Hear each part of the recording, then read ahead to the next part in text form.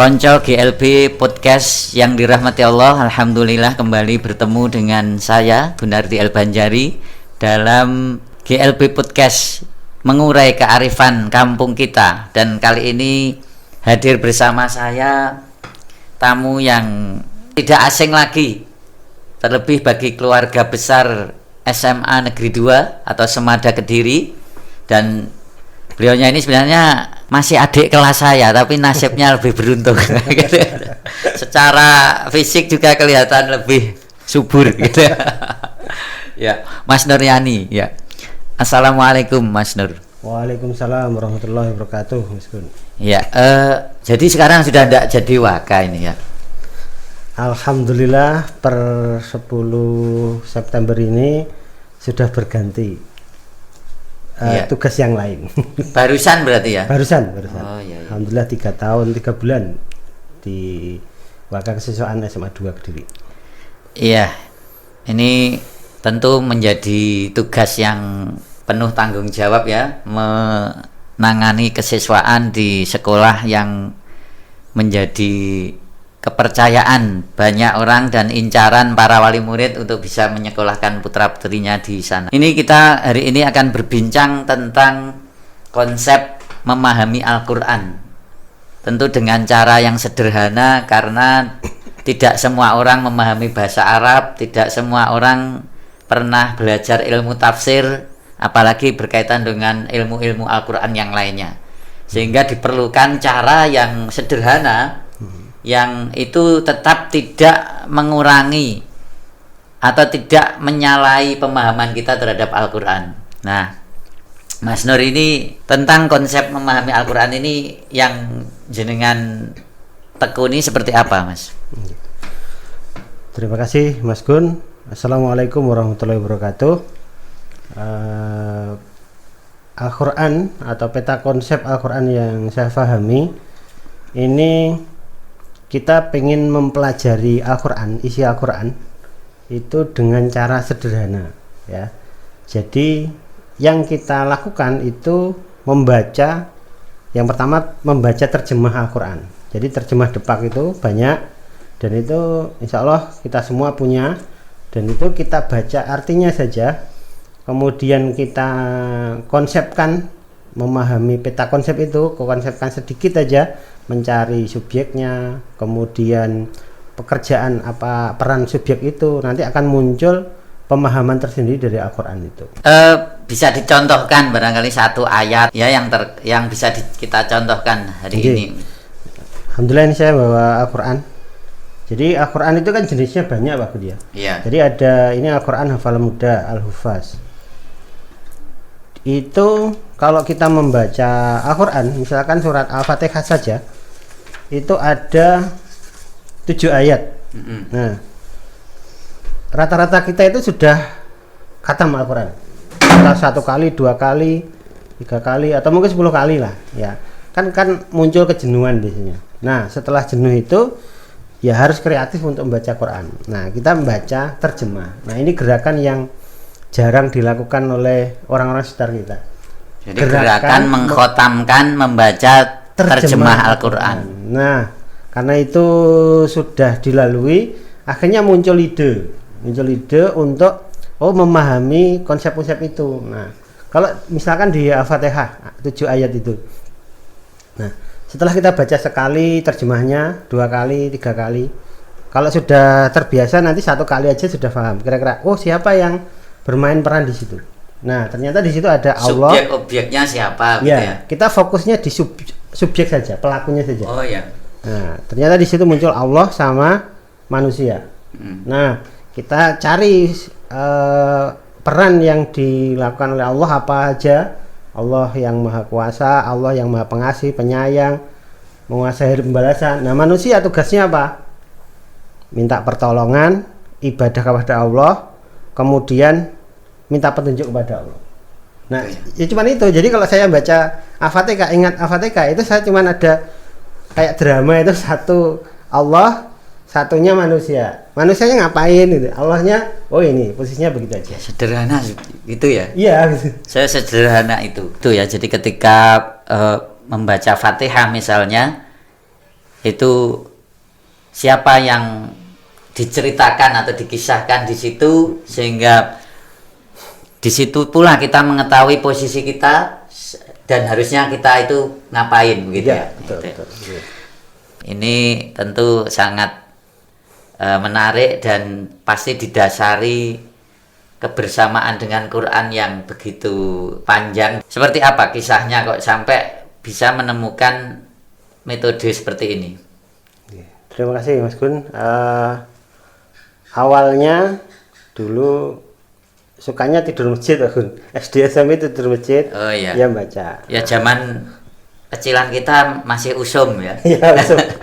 Nah, terus setelah SMA itu ya saya sedikit belajar ngaji, kemudian pulang ke rumah itu kalau di sekitar rumah saya itu ngajinya seminggu sekali. Nah, itu rasanya ada yang kurang tuh. Nah, terus saya ide sama ibu saya, mak saya, itu, "Mak, piye iki? Misalkan ada yang ngaji dewe setiap habis maghrib Mbak Isa." Nah, akhirnya kejadian bener, saya, ibu saya, kemudian adik saya. Nah, itu kira-kira usia berapa tuh? berapa ya, 17 18 lah. Oh, Nah, ya sudah itu. Nah, setelah SMA berarti ya, Iya. atau ya waktu SMA itu. nah, terus ngaji ya saya yang bagian membaca-baca itu, kemudian ibu saya ngoreksi Ngoreksi bacaan. bukan ngoreksi pemahaman Oh, di dalamnya gitu. itu. Nah, terus adik saya minta untuk nulis itu sudah sampai saya pindah ke Kediri kuliah itu sudah hampir juz Al-Baqarah sudah selesai. Iya. Nah, jadi di situ muncul, oh ternyata gambarnya menarik itu ya. Jadi Digambar fisik gitu ya. jadi tadi subjeknya siapa gitu. Nah, terus muncul peran-perannya apa gitu. Nggak sempat dibukukan itu. Sudah di buku tulis tapi. Oh, cuman saya cita-citanya mau saya ketik, cuman waktunya aja. Diberi grafis yang grafis, lebih menarik gitu ya. Gitu. Okay. Jadi berkat ketekunan bersama keluarga mengaji, akhirnya menemukan metode yang sederhana dalam memahami Al-Quran. Ibu sendiri juga mahir dalam bidang Al-Quran. Ada, ibu saya cuma lulusan SD, cuman sangat tekun gitu loh. Kalau membaca Quran itu apa, Ibris ya? Al-Ibris itu. Ya, itu memang tafsir yang sangat apa ya, klasik Ya. dan mayoritas orang Jawa barangkali ya itu ngajinya Al-Ibris itu. Cuman lulusan SD, cuman baca Ibris itu hampir setiap hari. Jadi karena bahasa Indonesia mungkin tidak terlalu paham, familiar, akhirnya pakai Ibris itu. Nah, saya lihat itu dari kecil, wah Ibris kan gitu. Nah, itu ya menginspirasi juga. Saya pengen, tapi kalau belajar Ibris kan terlalu lama. Akhirnya saya pakai bahasa Indonesia gitu. Iya, iya. Sekarang termasuk berkembang banyak Al-Quran tafsir perkata ya, semacam Al-Ibris hanya saja berbahasa Indonesia. Oke, banyak. Al-Ibris berarti basis pemahamannya berdasarkan tafsir Al-Ibris itu ya. Itu ibu saya. Iya. Nah, saya mengembangkan dengan pemahaman yang ada di terjemah. Jadi saya tidak melebar kemana-mana, tapi ke terjemah dulu. Hanya dipahami karena ada ayat muhkam sama muhkamat. Kalau muhkam saja, saya yakin karena ini bahasa Al-Quran, bahasa yang memahamkan orang yang membaca. Lulusan SD, SMP, SMA, atau udah kuliah pun, bacanya insya Allah paham. Iya. Tuh, jadi nggak harus mahir semuanya dulu gitu. Jadi kan kita tetap belajar Pak, satu persatu gitu.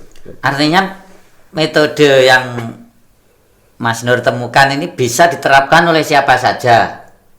Artinya dia bisa baca Quran, bisa baca terjemah, berarti bisa. Ya, orang nggak bisa baca pun bisa membaca terjemah. Iya. Oh, ini kan bahasa Indonesia. Ha-ha. Nah, dan alhamdulillah oleh Depak itu kan sudah ada terjemah yang per tema. Iya. Jadi rata-rata 5 sampai 10 ayat itu ada tema-tema yang apa?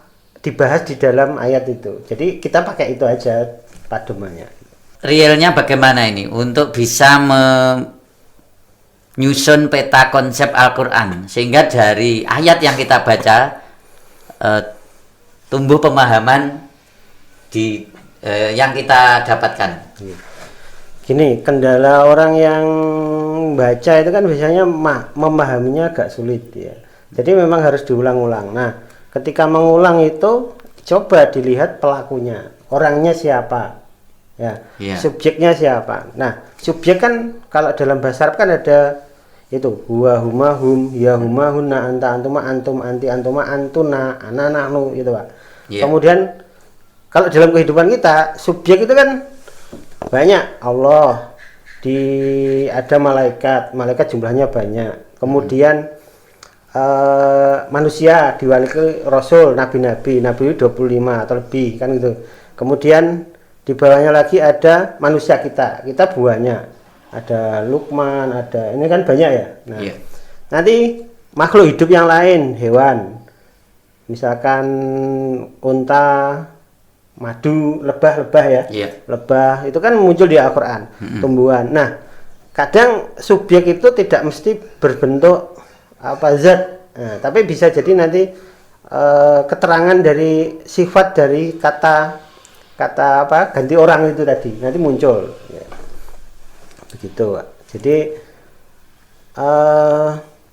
banyak sekali subjek yang mungkin muncul di Al-Qur'an. Tapi ya kita mudahnya saja Allah, malaikat, rasul, manusia, tumbuhan, benda mati, hewan. Wes itu aja.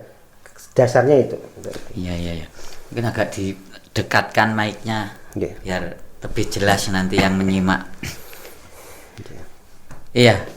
Jadi menarik sekali ini, tentu sangat dibutuhkan bagi orang-orang yang saat ini merasa takut di dalam membaca Al-Qur'an sampai-sampai berani karena takut salah gitu. Kalau ada yang seperti itu, bagaimana kita menyikapinya atau apa yang kita sarankan kepada mereka? Ya. Sebenarnya ini membaca Al-Qur'an gitu, dan terjemahnya gitu. Kan namanya belajar kan berproses. Tidak mungkin semua orang langsung pinter, langsung paham, kemudian menafsirkan, kan nggak begitu. Tapi proses itu harus dilalui. Nah, orang memahami takut bahwa membaca Al-Qur'an nanti salah, nanti ini akhirnya nggak mau belajar. Nah, jadi kita ya terjemah ini kita baca aja, kita pahami ala kita, itu akan muncul pemahaman-pemahaman tertentu yang itu nanti kalau sudah tahap yang tinggi nanti sudah dikombin dengan tafsir, nanti akan klop. Nah, nggak bisa kita langsung tafsir gitu, wah muncul kesimpulan, karena bahasa Al-Qur'an bahasa yang bisa memahaman kita masing-masing dengan latar belakang kita. Jadi nggak ada alasan untuk takut membaca Al-Qur'an, baca saja gitu. Kalau sudah baca baru nanti paham atau enggak ya kita tanyakan ke ustadz kita, ke guru kita, oh ini benar apa salah, kan gitu aja. Iya. Gitu. Artinya tetap kita harus mentaskih ya pada guru kita gitu ya. Ketika orang belajar memahami Al-Qur'an itu kan sudah disinggung sebenarnya tentang tafsir, tentang ilmu ulumul Quran yang lainnya. Sehingga masih tadi ya, orang kadang takut menyimpulkan pemahaman Al-Qur'annya karena khawatir bahwa pemahamannya salah, tidak sesuai dengan pendapat para ulama gitu. Nah, sehingga kebanyakan akhirnya kita ya cukup membaca dalam arti melafatkan, membunyikan, ini kalau orang mengistilahkan seperti itu, sehingga belum sampai pada bahkan membaca terjemahnya pun masih baru akhir-akhir ini saja agak ada sebagian yang menggerakkan itu. Ini seperti apa Mas? Kalau proses belajar itu kalau bisa memang untuk diri kita sendiri, mengembangkan diri kita sendiri. Baru kalau sudah dibuat untuk dakwah, untuk ngajak orang lain, itu ditaskih benar-benar kan. Memang ada ulumul Quran, nanti tajwidnya juga, kemudian tafsirnya, asbabun nuzulnya semua harus paham kan, memang begitu. Cuman kalau menunggu paham itu nggak belajar gitu. Ya belajar dulu, baru nanti ditambahi di tengah jalan. Karena menghatamkan membaca terjemah saja masih sedikit kita itu. Baca aja loh itu ya sedikit. Belum memahami isinya, baca dulu diselesaikan, nanti akan muncul sendiri. Jadi pengalaman saya yang penting dibaca dulu semuanya 30 juz terjemahnya gitu. Nah setelah itu akan muncul pemikiran-pemikiran. Dalam proses membaca itu apakah juga disertai ya kita mungkin mencatat poin-poin penting yang kita dapat? Saya di rumah itu punya Quran kecil depak itu di bawahnya saya coreti. Oh ini tema apa, tema apa, tema apa. Nah ternyata di Quran depak juga sudah ada tema itu cuma 5 sampai 10 ayat dan itu lebih memudahkan kita.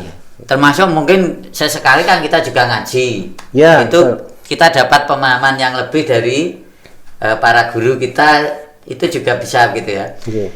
Nah, iya Mas. Kita Pak, sering terjebak kita menerima masukan banyak, tetapi kan kita nggak melihat konteks apa ini. Yang paling dasar kan Al-Qur'annya. Iya. Nah, bukan berangkat dari Al-Qur'annya terus ini ke dakwah, tapi kita dengar dakwah baru kita samakan dengan Al-Qur'an. Kesannya seperti itu. Jadi ya Qur'annya dulu dibongkar dulu sampai detail sampai ini. Nah, saya anggapnya kalau baca Quran itu seperti baca novel itu. Jadi menarik, ada sedih, kadang senang, kadang mendengar cerita-cerita, melihat cerita. Iya, memang sebagian besar isi Al-Qur'an kan kisah Qasas ya, Al-Qasas. Iya. Bahkan ada Ahsan Al-Qasas. Lebih kita menumbuhkan keakraban diri sendiri dulu pada Al-Qur'an. Iya. Karena mungkin orang pemahamannya ketika kita memahami Al-Qur'an itu terlalu berpikir keluar. Wah, ini memang kalau kita sampaikan untuk dakwah tadi ya, memang harus kita taskhih tadi. Tetapi ketika itu hanya untuk pemahaman pribadi sebagai bentuk takzim kita pada Al-Qur'an, sebagai bentuk kita berupaya terus bersama Al-Qur'an itu seperti itu tadi. Menemukan kenikmatan di dalam Al-Qur'an itu. Betul. Iya, Mas. Kok sampai Mas Nur bisa menemukan seperti ini, itu bagaimana ini? Kok sampai tertarik dengan konsep atau peta konsep Al-Qur'an ini? Ini Pak Gun, saya ketika mengajar SMA itu saya memakai metode peta konsep. Iya. Nah, di peta konsep itu. Jadi masa kecil saya itu sudah belajar peta konsep, tapi nggak tahu bahwa itu mapping atau peta konsep itu. Nah, ketika ngajar SMA, materi itu kan banyak lembar. Nah, saya minta ke anak-anak saya untuk membuat peta konsep hanya 1 lembar, tapi detail kan gitu. Ada aturan-aturannya.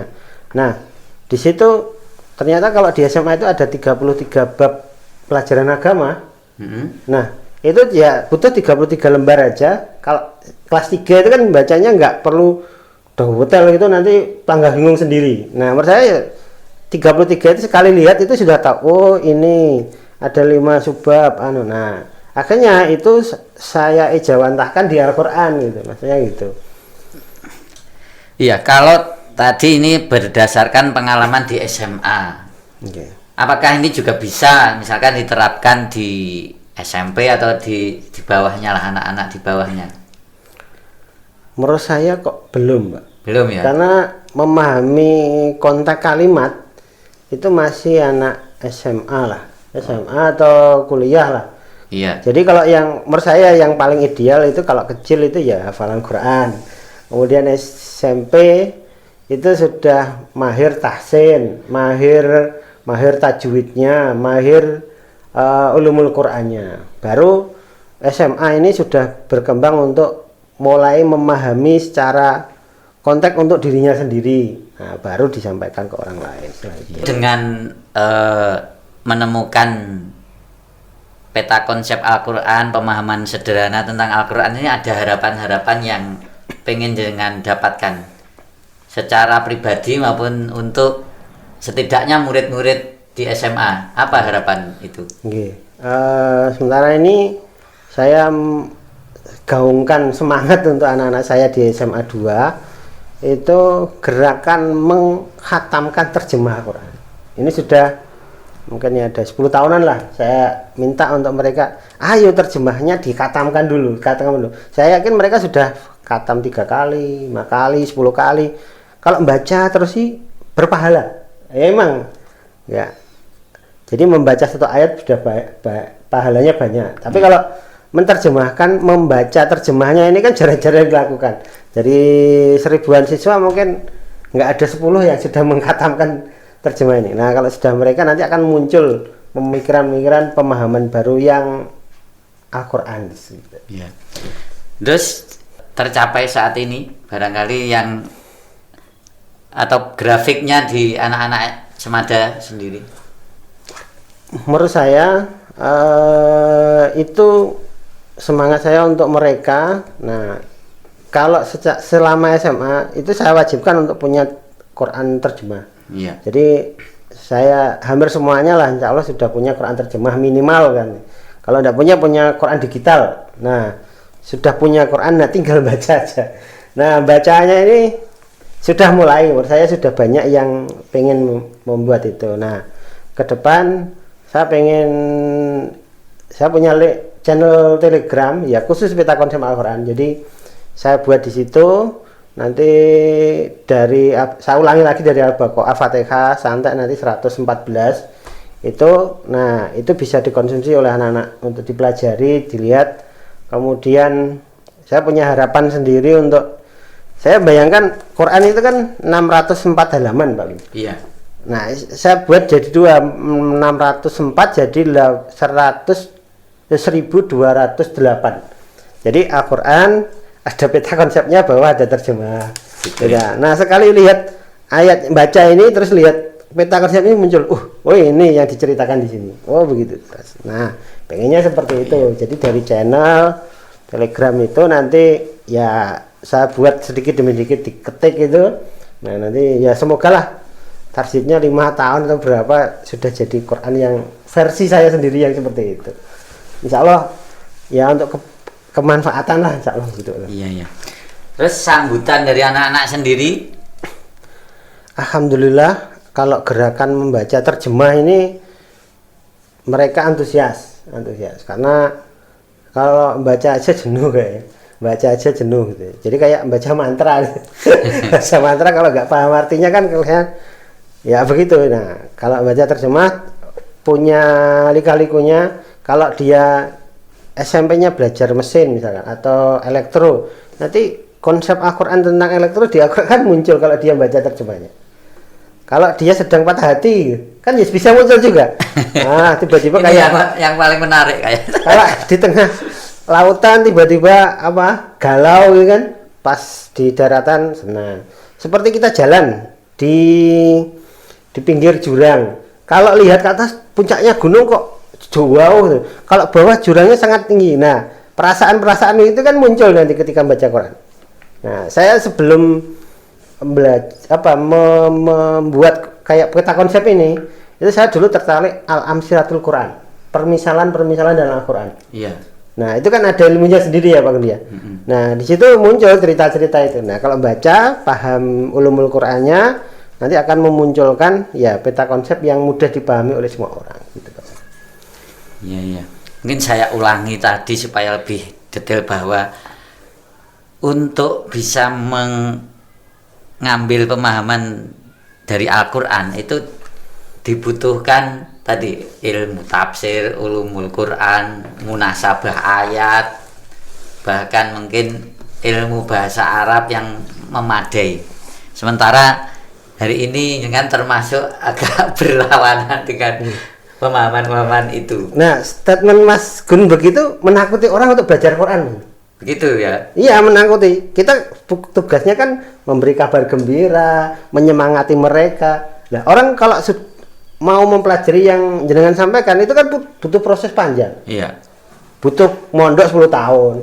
Kan Mbak nggak bisa baca Quran, baca terjemahnya aja, dilalui dulu nanti akan muncul pemikiran-pemikiran yang apa juga ini Anda memaksudkan bahwa ini khusus untuk orang-orang yang memang punya keterbatasan atau belum pernah belajar ilmu-ilmu Al-Quran tadi gitu ya? Iya betul. Jadi mondok itu bagus. Kalau terpaksa dalam kehidupannya dia tidak pernah mondok, kan ada jalan yang sederhana, yang mudah kita semua bisa melaksanakannya. Tinggal mau baca atau tidak gitu aja. Betul. Bahkan saya juga pernah dapat laporan ini Mas. Iya. Murid ngaji belajar membaca itu tahsin gitu. Iya, itu karena kemarin berhenti ngaji corona tadi, itu WA saya bahwa sudah menyelesaikan membaca sampai khotam dan terjemahannya sudah juga hampir selesai. Alhamdulillah, itu luar biasa. Itu mungkin untuk kalangan-kalangan yang semacam itu ya, sehingga orang-orang yang selama ini begitu takut berdekat-dekat dengan Quran tuh terbuka hatinya, sehingga ternyata ada porsi juga yang untuk orang-orang awam yang ingin menikmati kebersamaan dengan Quran gitu ya. Betul, nggih. Jadi saya juga Pak Gun, terinspirasi ada metode namanya LRQ, Learning Revolution Quran. Itu peta konsep tetapi seluruh Al-Quran jadi satu. Itu ada metode memahami Al-Quran 99 jam. Itu orang Sidoarjo kalau nggak salah. Nah, terus kalau kita ini kan kalau dalam pelajaran tarikh tasrik, sejarah pensyariatan itu dari Nabi Muhammad sampai ke kita, Quran kan berkembang terus. Jadi dihafal, kemudian dicari fikihnya. Dalam pembelajarannya maksudnya ya. Iya, dalam memahami Qurannya. Kan tidak mungkin langsung ditulis kan, hanya dihafalkan dulu berapa generasi, terus waktu Umar dan Utsman itu ditulis, masih 7 surat, akhirnya ditambahi harokat, ditambahi terjemah, fikih, semuanya akhirnya ada tafsir per bab. Nah itu kan kita boleh juga loh zaman sekarang memahami Quran dengan apa istilahnya ya semampu kita. Kita jangan maksakan diri kita sudah khatam ulumul Quran. Ulumul Quran buahnya. Ulumul asbabun nuzul, baca asbabun nuzul buahnya. Ya itu ya nggak apa-apa. Itu proses. Kalau itu kelas 10 nih, kita kan kelas 1 2 dimaksimalkan dulu. Kelas 10-nya itu baru sampai ke asbabun nuzul, tafsirnya. Karena tafsir itu kan ya ratusan. Atau kalau mungkin disederhanakan, yang jenengan temukan ini sebenarnya masih dalam bab kita belajar membaca atau menghafal Quran gitu saja ya. Betul. Sehingga ketika nanti kita mendapatkan ilmu baru tentang Al-Quran, dalam arti ya tafsirnya atau munasabah ayatnya itu pemahamannya semakin luas lagi, lebih kuat lagi, lebih paham lagi. Nah. Ya, tapi kalau untuk kita mengantisipasi supaya kita tidak keluar dari pemahaman ulama, dari konteks ayat yang sebenarnya, apa yang harus kita lakukan? Kita perlu belajar kepada yang lain. Kita pada ustadz-ustadz, kan banyak sekarang memang ya. Jadi kita samakan dulu. Kalau sudah kita khatam, sudah selesai dulu ya. Nah kita baca tafsir Jalalain seperti Ibris tadi. Nanti tafsir Bil Maksur, ada tafsir Ibnu Katsir yang paling lengkap. Quran diterjemah, difahami dengan Al-Quran. Quran difahami dengan hadis, dengan konteks masyarakat. Nah itu kan muncul. Nah itu perlu berproses ya. Jadi memang panjang prosesnya. Beli tapi kitabnya saja juga perlu. Iya. Masalahnya yang punya Quran terjemah aja lah bisa dihitung sekarang. Ya, apalagi yang mau baca dari 100 orang kira-kira 10 aja masih berat. Baca terjemahnya aja lagi. Sambil diminum dulu Mas. Ini keburu dingin Mas.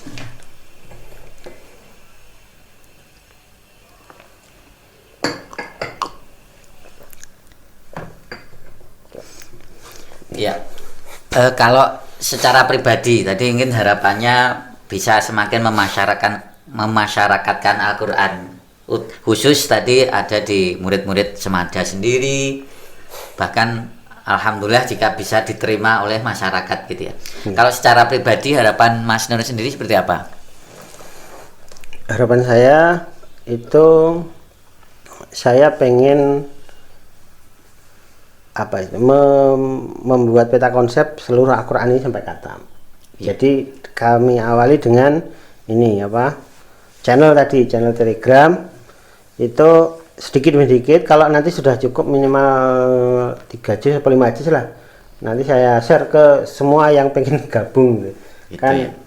Bisa kalau Telegram 200.000 orang kan bisa kan. Nah jadi sementara kalau di SMA 2 itu cuman 1.100-an anak lah yang muslim, itu sudah mau, itu aja saya sudah luar biasa, saya senang sekali sudah. Intinya semakin mengakrabkan diri dan juga masyarakat dengan Al-Quran gitu Mas ya. Nggih. Saya kembali ke sebagai gurunya dulu ini. Apa motivasi atau kenikmatan apa yang dirasakan ketika mengajar anak-anak di SMA ini? Kalau seperti saya kan di SD. Nggih, Pak Gun. Saya alhamdulillah Sejak pertama di SMA ya memang. ya, saya asalnya guru TK, Pak. Di SMP Muhammadiyah, guru bahasa Arab di SMP Muhammadiyah, sama SMEA, STM, SMP. Jadi semua perguruan itu saya ngajar. Iya. Terus dipindah di SMA 2 itu kayak berbeda cara pendekatan. Nah, di SMA 2 ini diminta untuk materinya itu mendalam, karena pertanyaan dari anak-anak itu kan kritis. Iya. Nah, jadi kita siap untuk menghadapi mereka. Saya butuh 3 tahun adaptasi biar dari model seperti ini model yang Berarti pernah agak kelabakan juga di awal-awal. awal-awal kelabakan. Memang belajar untuk anak SMA kan. Iya. Dan ini kebenaran kan Quran ya misalkan, itu kan harus pasti kan gitu. Iya. Pasti, nggak boleh gak jelas gitu. Iya. Adaptasinya luar biasa juga. Selama ini ada kendala yang muncul. Kalau di SMA alhamdulillah karena anak-anaknya ini diajak berpikir mau gitu ya. Nah, kita tinggal menyemangati saja. Alat mereka ada. Kemudian kalau pembelajaran 95% masuk. Ya, jadi mereka antusias untuk belajar, itu semangatnya itu ada gitu. Jadi nggak usah disuruh, nggak usah dipaksa, mereka sudah punya lingkungan yang memaksa mereka untuk aku harus bisa gitu. Iya. Fastabiqul khairat, Pak. Termasuk ketika posisi dipercaya menjadi wakil ini kan menjadi influencer tersendiri pada anak-anak gitu ya. Ya, betul. Di SMA 2 itu kan muridnya tiap tahun rata-rata 1.100, kalau sekarang 1.165 start itu. Nah, 67 ada yang pindah-pindah begitu. Nah, saya tahu nomor HP mereka semua 1.000 itu. Saya sudah senang, teman saya banyak. Tiap hari ganti orang mau pengen, oh ini pengen bahas apa gitu ada. Nah, terus ada 56 ekstra. 56. Jadi di TMA itu satu organisasi itu ada kegiatan masing-masing. Ada Semada Islamic Day, ada kajian mingguan, ada klub remaja ceria. Jadi satu minggu itu karena satu organisasi unitnya di bawahnya itu banyak, jadi seminggu itu kayak nggak ada waktu jeda untuk yang lain. Jadi apalagi full day ya di SMA. SKS, jadi pulangnya jam 3-an itu. Oh, iya. Nah, sebelum pandemi dulu itu hampir tiap hari masjid itu tidak ada waktu luang untuk nyantai-nyantai gitu. Mesti ada kegiatan ya di sana. Itu satu unit aja. Padahal ada 56 unit kegiatan ekstra. Ya menarik Mas Dor, ketika kita mengawal anak-anak Semada yang barangkali juga anak-anak yang memang cinta dengan ilmu sehingga mengarahkannya bisa lebih mudah, dan dengan semakin mengakrabkan mereka dengan Quran ini tentu ada harapan juga secara khusus. Apa ini khususnya untuk anak-anak Semada? Jadi kerja saya nggak mulu-mulu. Pertama, mereka punya Quran terjemah. Itu ya. Sulit ya untuk 50.000. Iya, 50.000. Ada 20, yang pakai saya itu cuma 25 sih saja. 20.000, 40.000, 100.000 wes. Punya itu satu. Yang kedua, mereka bisa membaca terjemahnya sampai khatam. Walaupun misalkan belum bisa bacanya, tapi kita berusaha, Pak. Belajar membaca, tahsinnya diajari, kemudian terjemahnya ini dikhatamkan. Itu. Kemudian yang ketiga, anak SMA itu yang penting bukan konten materinya menurut saya. Jadi materinya sama dengan SD SMP. Ada iman pada Allah, Asmaul Husna, kan sama. Iya. Yang terpenting itu perubahan sikap. Jadi dari yang sholatnya bolong-bolong jadi sholat yang penuh. Dari yang sholat sudah jamaah, sudah akhirnya berubah jadi menikmati sholatnya. Gitu. Jadi sholat jadi kebutuhannya, jadi hiburannya. Kemudian akhlaknya. Ini kalau anak SMA yang penting akhlak, Pak. Pinter itu bagus lah, gitu. Tapi yang kami galakkan di SMA itu akhlaknya. Jadi kebaikan budi pekertinya, kesantunan bahasanya itu menjadikan harmonis lah satu lingkungan itu. Ya, karena kita kalau kerja di satu tempat kan, saya di SMA 2 butuh 32 tahun sampai pensiun ya. 32 tahun. Nah, saya harus menikmati itu dan buat itu berkah gitu, berkah. Oh, lingkungannya bagus, target kita untuk menjadikan orang baik lumayan 1000 orang kan lumayan. Selama ini kesan yang paling mendalam yang jenengan rasakan bergaul, berinteraksi dengan anak-anak muda di Sumada apa ini? Satu saja yaitu cinta ilmu mereka. Semangatnya luar biasa. Kalau sudah cinta ilmu, belajar itu sudah mengalir dan dia berpikirnya itu sudah pertanyaan itu banyak. Jadi sudah mereka berkembang sendiri. Jadi kita hanya mengarahkan. Jadi gurunya itu mengarahkan ke jalan yang benar gitu aja. Jangan sampai pikiran yang cinta tadi akhirnya mengarah kepada kejelekan gitu. Luar biasa sekali dan tentu menjadi tantangan juga bagi Mas Nur dan teman-teman yang ada di SMA. Kemarin kami juga mengundang Mas Niko yang juga banyak memaparkan tentang kondisi di Semada. Saya kira itu Mas Nur, ada banyak hal yang saya dapatkan juga konco-konco yang bisa peroleh tadi. Mudah-mudahan bisa bermanfaat, utamanya terkait dengan Al-Quran tadi, walaupun masih hanya bisa membaca saja. Sebenarnya kalau kata para kiai, saya pernah membaca cerita iso Quran tok itu bukan tok itu sebenarnya, tapi itu adalah hal yang luar biasa. Apalagi kalau tadi kita barengi dengan cara yang jenengan dapatkan untuk memahami, meskipun masih sangat sederhana caranya, tapi itu bisa semakin mendekatkan kita dengan Al-Quran, sehingga dengan memahami Quran kita semakin mampu menapaki kehidupan ini secara Qurani. Amin. Terima kasih Mas Nur, mudah-mudahan kita bisa berbincang lagi di lain kesempatan dan kita akhiri dialog kita ini ya. Terima kasih. Assalamualaikum warahmatullahi wabarakatuh. Waalaikumsalam warahmatullahi wabarakatuh.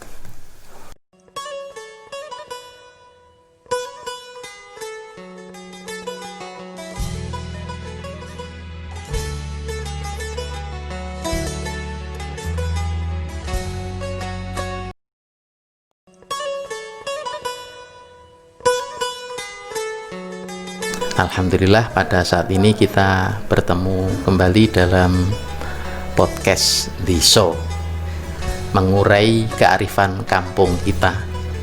Kali ini kita